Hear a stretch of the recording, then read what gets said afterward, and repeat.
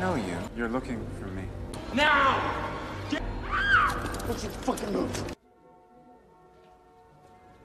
Di sebuah gedung terdapat seorang detektif veteran yang 6 hari lagi akan pensiun bernama Somerset sedang melihat TKP sebuah kejadian pembunuhan. Di saat Somerset sedang melakukan penyelidikan, tiba-tiba saja ada seorang detektif muda yang bernama Mills datang untuk bertemu dengannya. Mills lalu mengutarakan bahwa dia akan ditugaskan melakukan penyelidikan sebuah pembunuhan di bawah perintah Somerset. Mereka berdua pun akan bekerja sama dalam mengungkap sebuah pembunuhan berantai yang mereka namai kasusnya sebagai Seven Deadly Sins atau 7 dosa pokok manusia. Inilah dia, Seven.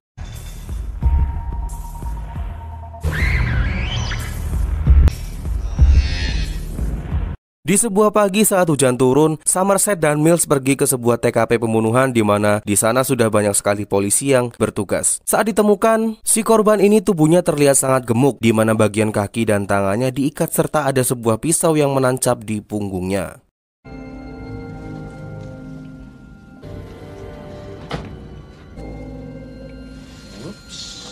Setelah mayat pria gemuk itu dibawa ke bagian forensik untuk diotopsi, ternyata mereka menemukan fakta bahwa si korban itu mati karena dipaksa makan sampai muntah dan organ dalam tubuhnya mengalami pembekakan hingga meledak.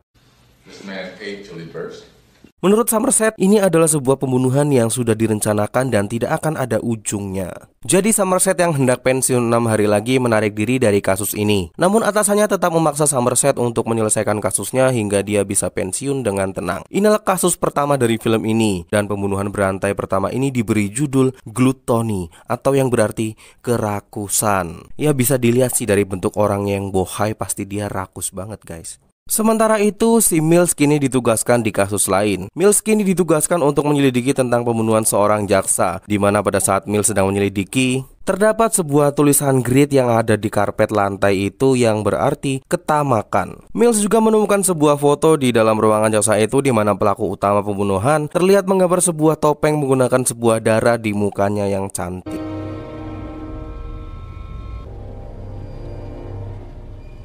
Somerset lalu kembali mendatangi TKP korban pertama dan memeriksa semua keadaan rumah dan menemukan sebuah kata yang ditulis di dinding yaitu Gluttony. Somerset pun memberitahukan atasannya dan juga Mills bahwa sudah ada kejadian yang saling berkesinambungan dalam pembunuhan ini dan akan ada 5 kejadian pembunuhan lagi yang akan terjadi ke depannya. Somerset yang hendak pensiun lalu kembali mengundurkan diri dari kasus pembunuhan ini dan menyerahkannya kepada Mills. You can expect 5 more of these. I'm all over it. Somerset, You wanted it. Namun lain di mulut lain pula di hati. Somerset malah terlihat mencari sebuah buku tentang 7 dosa besar guna mencari tahu apa dan siapa korban selanjutnya dari psikopat yang lagi gabut dan bunuh-bunuhin orang lain. Dan setelah mendapatkan semua informasi untuk penyelidikannya, Somerset meninggalkan informasi itu dan meletakkannya di meja kerja milik Mills. Pada mulanya, hubungan antara Mills dan Somerset sangat buruk dan enggak punya chemistry satu dengan yang lainnya. Namun setelah istri dari Mills mengundang Somerset untuk makan malam di rumahnya, hubungan mereka yang awalnya kaku kayak kanebo kering kini jadi lentur kayak kolor yang udah dipakai 10 tahun lebih dan enggak diganti. Soalnya saya punya guys. Yeah, all right, laugh it up.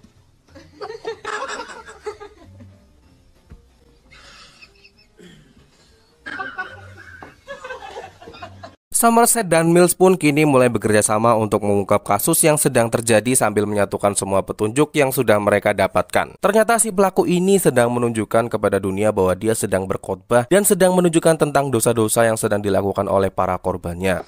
But that's the one thing. Somerset dan Mills lalu mendatangi istri dari mendiang jaksa untuk mendapatkan sebuah petunjuk. Dan benar saja, istri dari jaksa itu lalu menemukan ada sebuah lukisan yang terlihat terbalik dari tempat lukisan itu dipajang.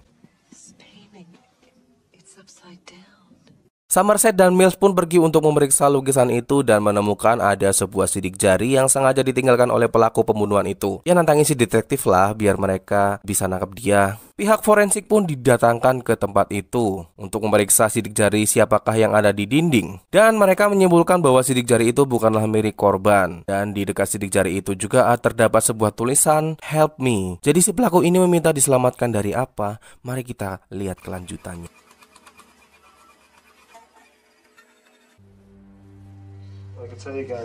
Sambil menunggu scan sidik jari selesai dilakukan, Mills dan Somerset pun merasa heran kenapa si pelaku malah meninggalkan identitasnya. Itu artinya pelaku ini nantangin para detektif untuk menangkapnya. Dan setelah mereka menunggu selama 3 hari, akhirnya identitas dari pemilik sidik jari itu berhasil diketahui. Namanya adalah Allen, dan dia adalah penganut agama yang taat namun memiliki sedikit penyakit gangguan jiwa. Namun itu semua dulu. Saat ini pelaku diketahui mempunyai banyak sekali riwayat kejahatan dan sudah menjadi residivis dari penjara yang ada di kota itu. Perdagangan senjata, perampokan, pemerkosaan, dan lain-lain. Pokoknya semua sudah pernah dia lakukan.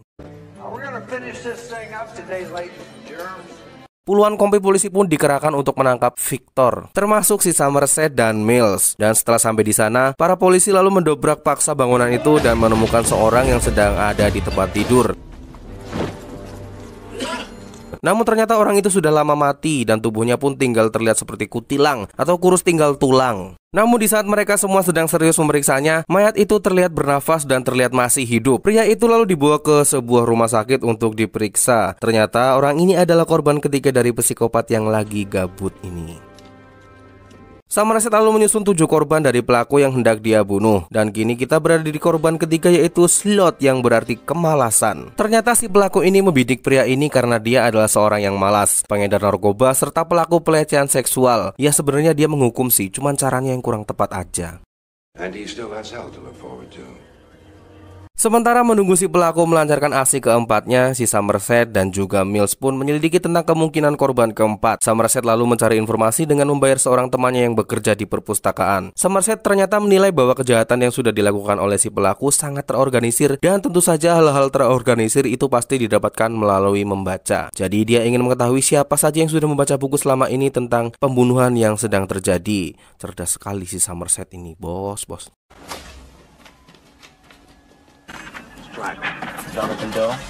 He wrote about the 7 deadly sins. Saja, kecerdikan dari Somerset ini membuahkan hasil yang positif. Mereka kini mendapatkan nama seorang yang sering pergi ke perpustakaan untuk membaca buku tentang 7 dosa kematian. Namanya adalah John Doe.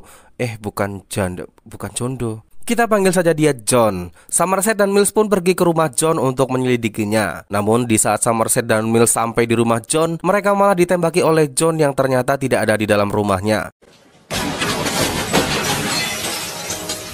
Mills pun langsung mengejarnya dan mereka pun terlihat baku tembak di sebuah tangga. John pun berusaha kabur dari jangkauan Mills dan Mills pun mengejarnya hingga John berlari keluar gedung. Untuk bisa mendapatkan John, Mills pun berlari di bawah derasnya hujan dan melewati segala rintangan untuk bisa mendapatkan John. John pun lari terpincang-pincang karena sudah tertembak oleh Mills. Nggak ding, emang karena dia pincang.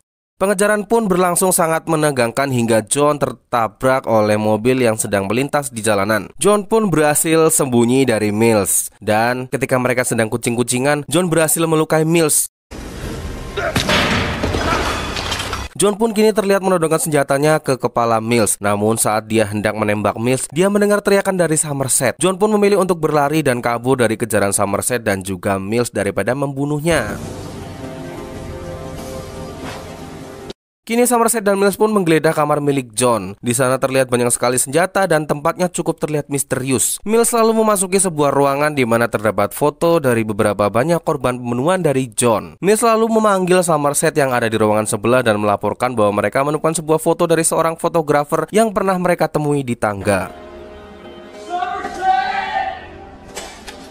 Di saat mereka berdua sedang memeriksa rumah milik John, tiba-tiba saja ada sebuah telepon berdering. Sontak Mills pun berlari dan mencari di mana telepon itu berada. Dan setelah Mills mengangkat teleponnya, ternyata yang berbicara adalah John. Hello?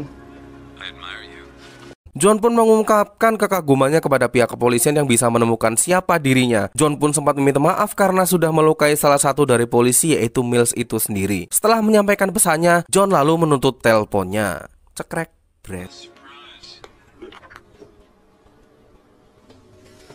Somerset dan Wills kini pun menemukan seorang korban baru dari si John yang dia namai Lust atau nafsu. Korbannya adalah seorang pelacur wanita. Somerset dan Wills lalu menginterogasi dua orang pria itu, yang salah satunya adalah pemilik klub dan satunya adalah laki-laki yang sedang menikmati tubuh indah dari pelacur yang dibunuh oleh John. Namun si laki-laki itu terlihat mengalami trauma karena sudah diancam oleh John. Oh God, he had a gun in my mouth. Tak berselang lama, John kini pun menelpon balik pihak kepolisian dan memberitahu mereka bahwa saat ini sudah membunuh korban yang baru. Pembunuhan kelima ini berjudul Pride atau kesombongan. Korbannya adalah seorang artis wanita. Dan sebelum John membunuhnya, dia memberi pilihan kepada artis itu. Hubungilah polisi, maka kau akan selamat, tapi dengan muka yang cacat. Atau matilah tanpa menanggung malu. Tentu daripada harus hidup dalam kecacatan karena hidungnya sudah dipotong oleh John Doe, artis itu lebih memilih mati menelan pil tidurnya hingga dia overdosis. Inilah yang dinamakan pride atau kesombongan. Sombong sekali, lebih memilih mati daripada hidup kau. Nama John pun kini sangat terkenal di kalangan para polisi. Dan saat John sedang dicari-cari, tanpa diduga dia datang sendiri ke kantor polisi dan berteriak, "Detective!" sambil memperlihatkan tubuhnya yang penuh dengan darah karena sudah membunuh seseorang. Sontak Wills pun merasa kaget karena melihat keanehan pada diri John yang menyerahkan dirinya secara tiba-tiba ke polisi. God damn it!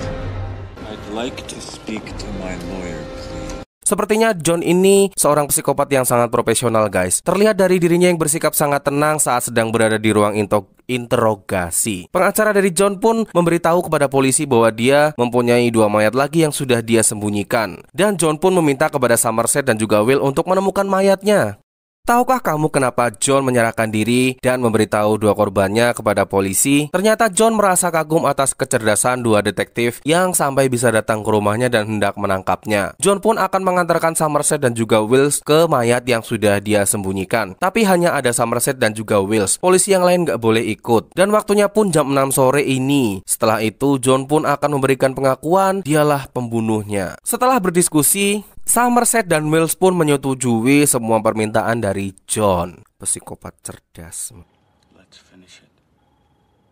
Will dan Somerset pun kini sedang mempersiapkan semua hal yang diperlukan untuk menemukan 2 korban terakhir dari John. Gila, gue masih kagum banget lihat ketenangan dari John saat dia hendak berangkat ke lokasi kejadian. Tenang banget, kayak gak punya utang atau beban gitu, kayak abis mancing di empang aja. Saat mereka sedang berada di jalan, mereka bertiga pun ngobrol tentang mahakarya dari John yang sebentar lagi akan mereka lihat.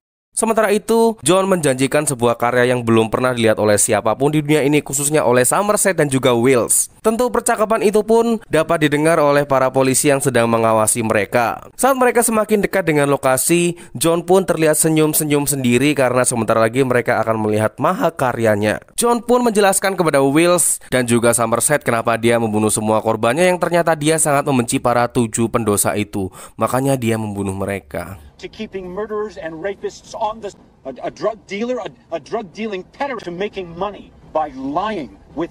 John lalu menunjukkan lokasi pertama di mana di sana terlihat banyak sekali menara tinggi menjulang. Mereka pun turun dan segera melihat di sekitar dan hanya menemukan seekor anjing yang mati. John lalu bertanya, "Jam berapa sekarang?" untuk memastikan bahwa waktunya sebentar lagi akan tiba.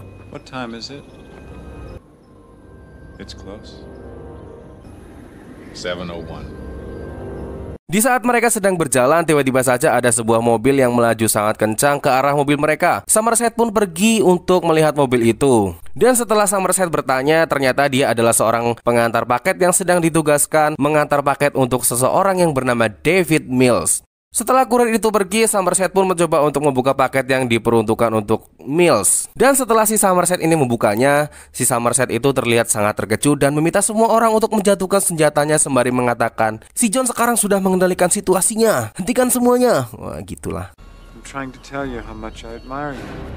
John Doe has the upper hand. Your pretty wife.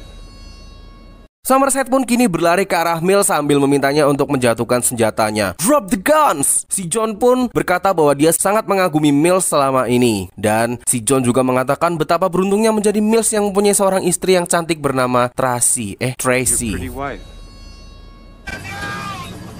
Si John pun melanjutkan bahwa dia pagi ini sudah pergi ke rumah Mills untuk menemui Tracy dan bermain suami-suamian dengan Tracy setelah Mills pergi bekerja. Setelah itu, John pun memberikan sebuah souvenir kepada Mills, yaitu kepala istri Mills yang cantik. John pun mengaku bahwa dia iri kepada Mills yang mempunyai kehidupan normal seperti manusia pada umumnya. Kalian tahu kan, sekarang hanya sisa 2 dari 5 dosa yang sudah diperlihatkan oleh John kepada dunia. Dan John pun merasa bahwa dia memiliki satu sifat dari 7 dosa yang ada, yaitu rasa iri hati atau biasa disebut envy. Dan sekarang hanya tersisa satu dosa yang belum dikeluarkan, yaitu wrath atau amarah. That's not true. Become vengeance, David. Oh, she's all right. Lie! You're a fucking liar! Shut. Setelah Mills mendengar bahwa isi kotak yang dikirim untuknya itu adalah keparal dari istrinya, Mills pun merasa tidak percaya dan bertanya kepada Somerset bahwa semua ini tidaklah benar. This is not true. You tell me that's not true. Just throw it all away, you know. Si Somerset pun meminta kepada Mills untuk melepaskan senjatanya. Namun saat itu si John malah mengatakan, "Jadilah mahakaryaku yang ketujuh," dengan kemurkaan. Si John lalu memanas-manasi Mills dengan mengatakan bahwa istrinya memohon untuk diselamatkan demi bayi yang ada di dalam kandungannya. Dan setelah si Somerset mendengar hal itu keluar dari mulut si John, si Somerset pun memukul John dan memintanya untuk diam.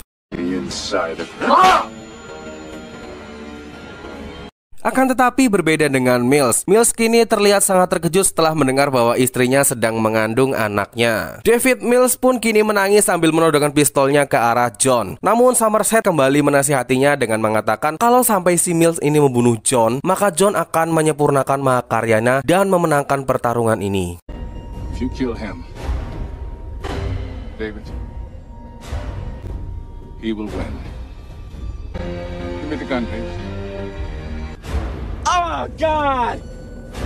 Oh God, kata si detektif Mills. John pun memejamkan matanya. Setelah itu Mills pun menembakkan senjatanya ke kepala John. Dan setelah John tumbang, Mills terus menembakinya. Dar dor.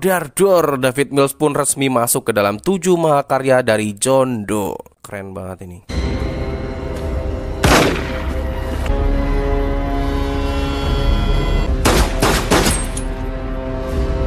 Karena David Mills sudah membunuh John, Mills pun kini ditangkap oleh polisi dan akan diadili.